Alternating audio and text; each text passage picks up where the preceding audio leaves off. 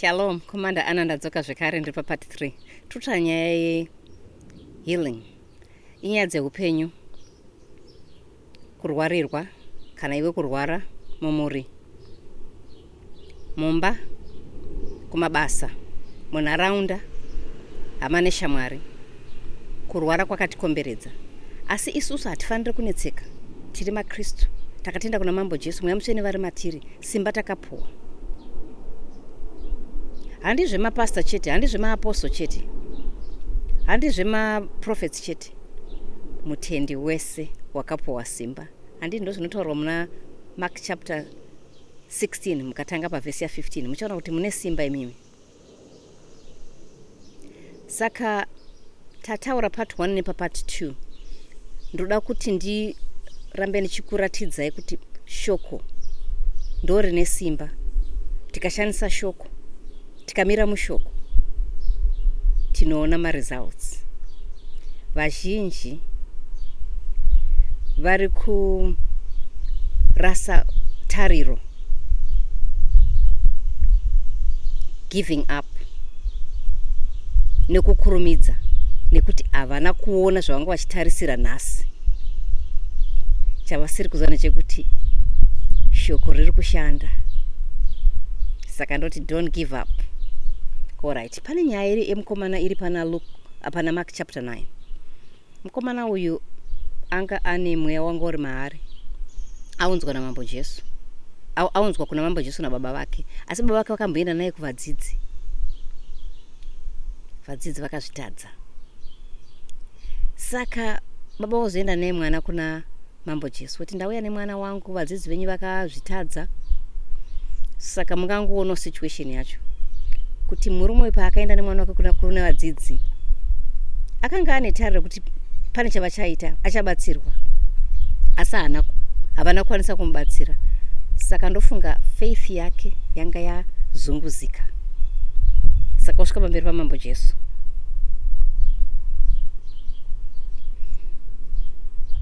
Ndirai ndori unotangira papi.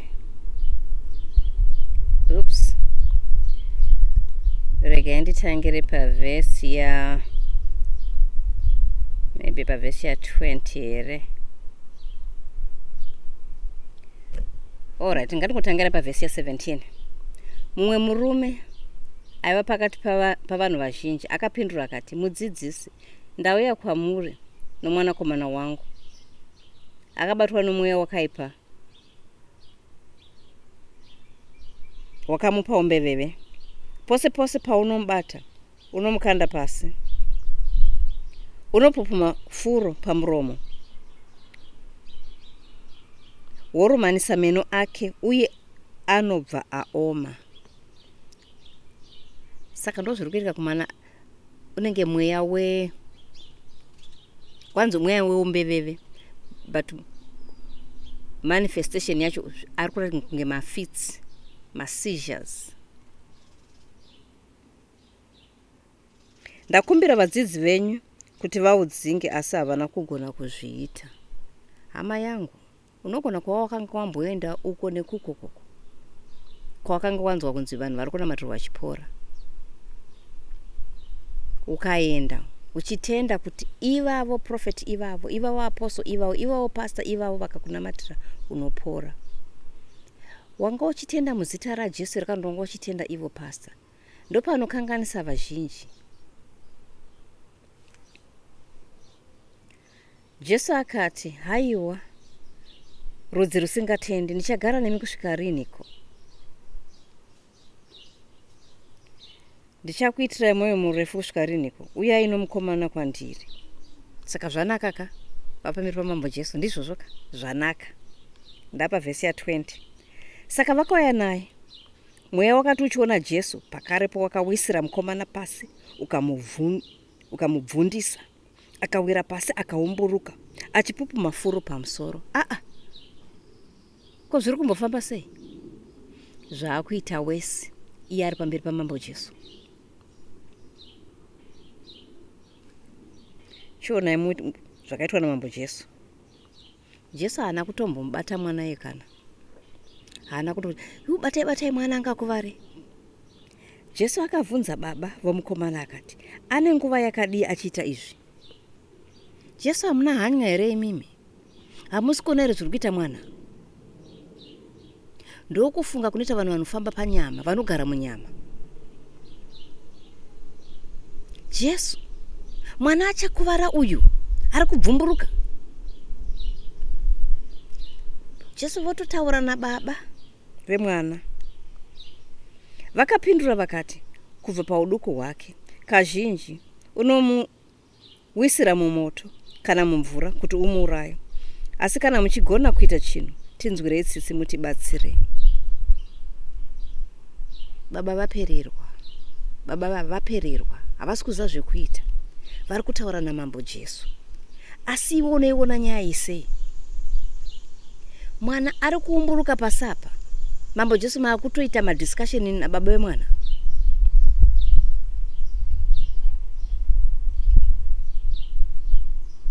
Chinzwa zvakataurwa naJesu. Jesu akati,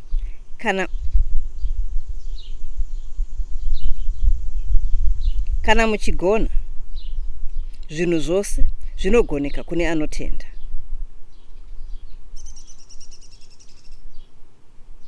Aitaura nyaya yekuti if you believe, all things are possible. Ndozvaitaura namambo Jesu apa. Kuti unotenda here, uri kutenda here. Pakarepo baba vomukomana vakadanidzira vachiti, ndinotenda, ndibatsirei pakusatenda kwangu, nekuti faith yavo yakanga iri wiki. Vakanga vasaziva kuti mambo Jesu vanozvigona here, nekuti vadzidzi vambozvitadzai. Vanga vagara vane dambudziko rekwenguva yakareba. Jesu akati aona kuti vanhu vazhinji vakanga vomhanyira panzvimbo iyo, akarayira mweya wakaipa akati, iwe mweya womatsi nomweya woumbeveve, ndinokurayira buda maari, uye usazopinda zvemaari. Mambo Jesu vanozvigona hama yangu. Mweya wakadanidzira, ukamubvundisa zvikuru, ukabuda. Zvakaramba zvichitoita wesi. Dai wakanga wakamira pepo waizvionawo sei iwewe? Chinzwa zvekutaurwa nevanhu panapa. Mukomana akaita sokunge chitunha, zvokuti vazhinji vakati, afa. Asi Jesu akamubata akamumisa netsoka dzake, uye akakwanisa kumira. It got worse before it got better. Zvakawedzera moto zvisati zvaita right. Mukristu anofamba nezvaanoona nemaziso ake aya. Haupupure. Anofamba nezvaanonzwa panyama yake. Haupupure. Tinofamba nekutenda, kutenda shoko. Kunyangwe zvikaita sei, unomira, ndokunonzi kutenda. Kutenda kumira, kuti ndinotenda kuti shoko ichokwadi, ndinotenda kuti Jesu haachinje, ndinotenda kuti mashoko akataura ndeechokwadi. Kana ivo vachiti ndakaporeswa, ndizvo ndakaporeswa. Handisi kuti kuenda kumadhokota kwakaipa, handida kuti kwakaipa. Ko munozvifambisa sei musi wamunenge musina mari, muchazvifambisa sei? COVID iyi kwakavharwa kwese kwakanga kwakavharwa hama dzangu. Kunyange vakanga vakatobata COVID iyoyo yacho iyoyoyo. Zvainzi kana usiri serious gara kumba.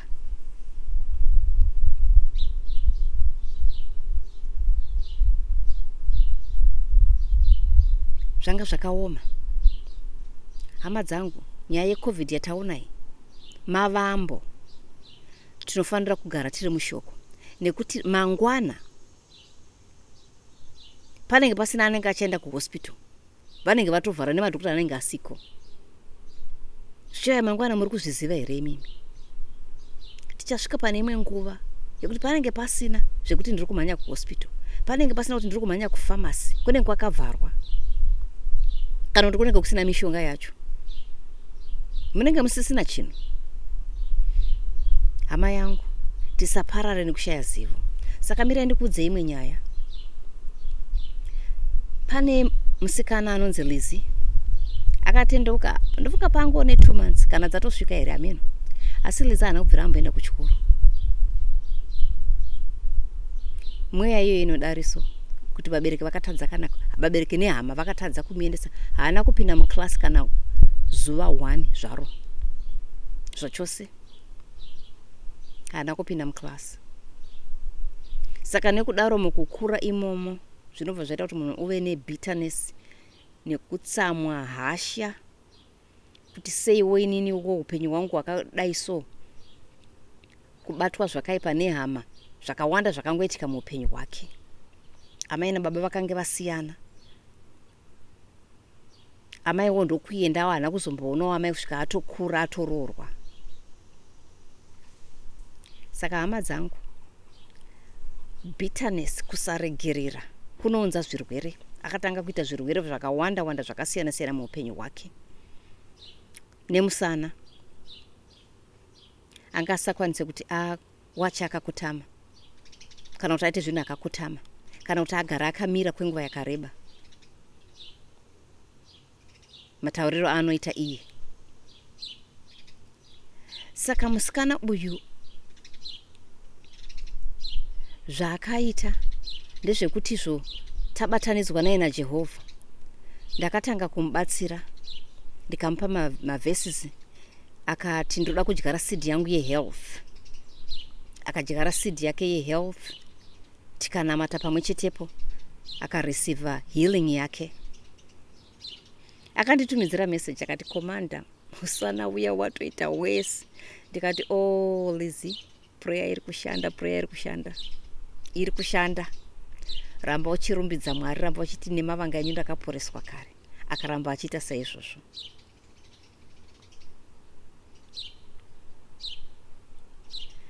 Zvakaramba zvakuzoita nani, akaramba achingoti iwe musana indakaporeswa kare.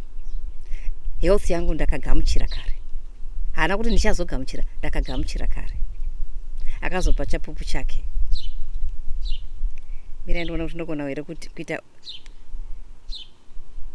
ndiite audio yakatitumidzira. Akazopa chapupu chake Lizzy achitaura kuti inini ndakatoporeswa kare, inini zvinhu zvangu zvatonaka. Saka hama yangu, usanetseka. Jesu vakatendeka. Mira itoro rinoita here. Iri very low. Iri very very low. Ndichazoita next time. But ndo testimony yaakatitumidzira. It was a 4-minute testimony yaakatumidzira. Saka hazvina basa kuti hauna kudzidza, hazvina basa kuti wakadzidza.